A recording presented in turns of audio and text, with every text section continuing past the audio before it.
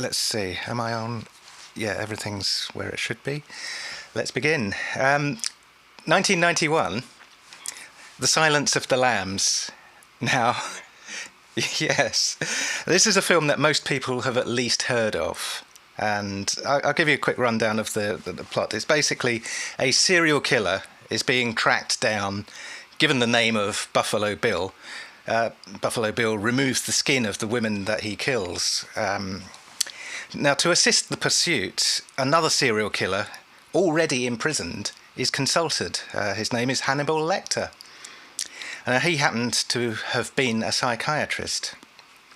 Clarice Starling, played by Jodie Foster, is the FBI agent assigned to work with him. Hannibal Lecter is impeccably presented, well-mannered, but extremely dangerous, so a considerable distance is maintained. Lecter gives information to Starling to find an old patient of his, finding a head in a jar along the way.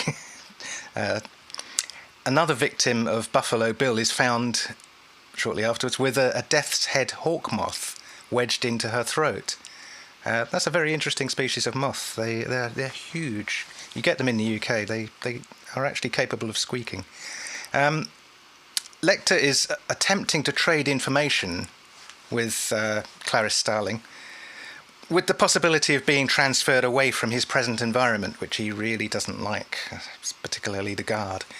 Yeah, Starling Lecter, while distant and with an initially professional power relationship, eventually understand each other at a more personal level in relation to some of Starling's own past traumatic experiences, which is where the title of the film comes from.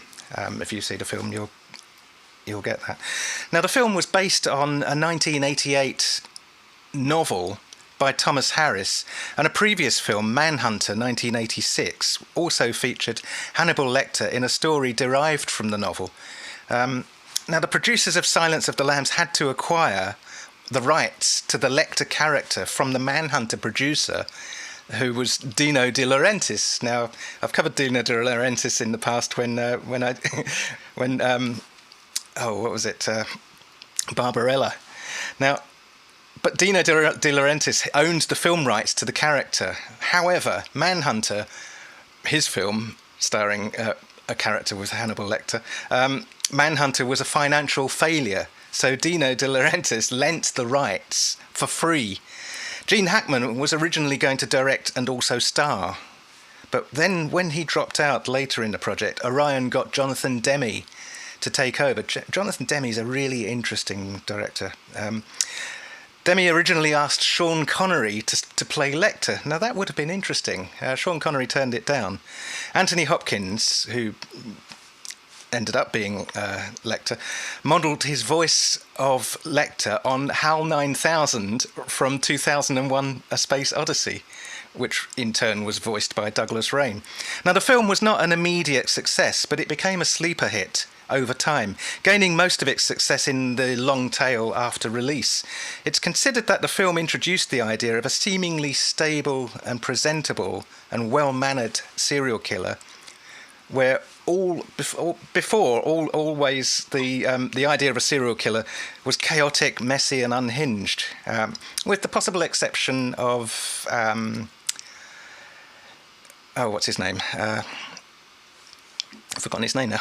This is also considered to have paved the way for the high production value television crime dramas featuring the same kind of style of villain.